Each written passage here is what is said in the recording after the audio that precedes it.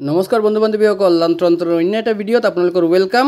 আৰু আজি CM ছাৰে বহুত এটা ভাল ইনফৰমেশ্যন দিছে সো অসম চৰকাৰৰ আণ্ডাৰত যিসকল এমপ্লয়ি আছে সো সবৰ কাৰণে ইউনিফাইড পেনশন স্কিম যাক UPS বুলি কোৱা হয় হেতুৰ অপচন দি দিছে আগত এটো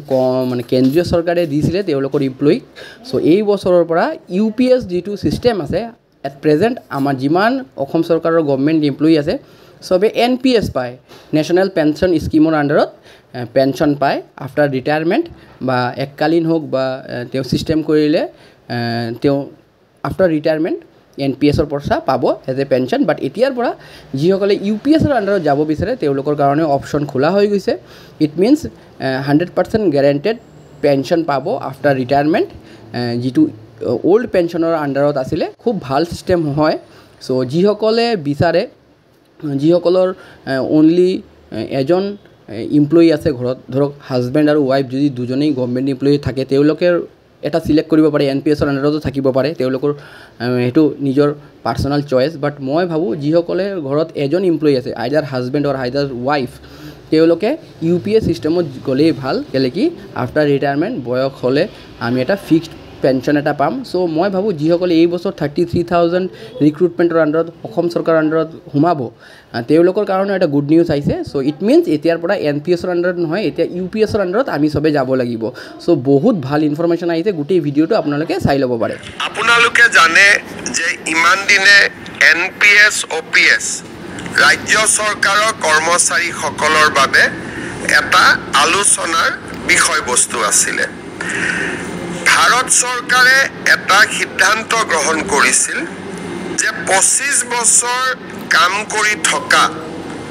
যিসকল চৰকাৰী কৰ্মচাৰী তেওঁলোকে যেতিয়া ৰিটায়াৰমেণ্ট হয় তেওঁলোকক আমি পুৰণি পেনশন আঁচনিৰ দৰে আমি পেনশন প্ৰদান কৰিম আৰু যিসকলে 10 বছৰ কাম কৰি তেওঁলোকে ৰিটায়াৰমেণ্ট হ'ব লগা হয় তেওঁলোকৰ কাৰণেও আমি পেনশনৰ ব্যৱস্থা কৰিম আৰু পেনশনৰ লগতে তেওঁলোকে ডিএ আদিও লাভ কৰিব আৰু এই নতুন স্কিমটোৰ নাম দিছিলে ইউনিফাইড পেনশন স্কিম তাৰ মানে OPS আৰু NPS দুইটাৰে সামঞ্জস্য ৰাখি ভাৰত চৰকাৰে চৰকাৰী কৰ্মচাৰী সকলক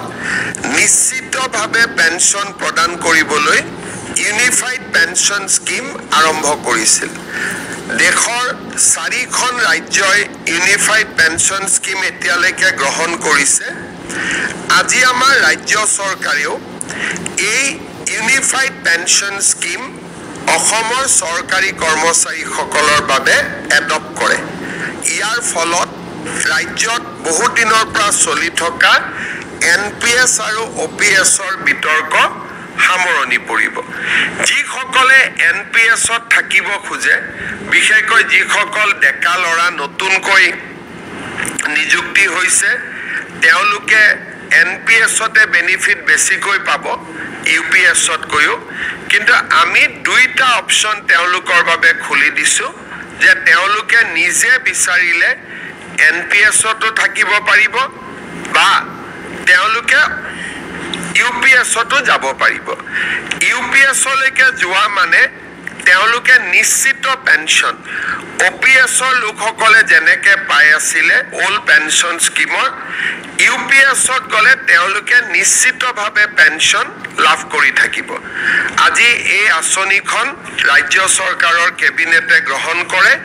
আৰু এবছৰৰ ভিতৰত কৰ্মচাৰী সকলে সিদ্ধান্ত ল'ব পাৰিব যে আমি NPSত থাকিম নে আমি UPSলৈকে যাম ইয়াৰ ফলত ৰাজ্যত চলি থকা বা দেশত চলি থকা এটা বহুদিনীয়া বিতৰ্কৰ সামৰণি পৰিব বুলি আমি আশা কৰিছো আজি কেবিনেটত কেইটামান আৰু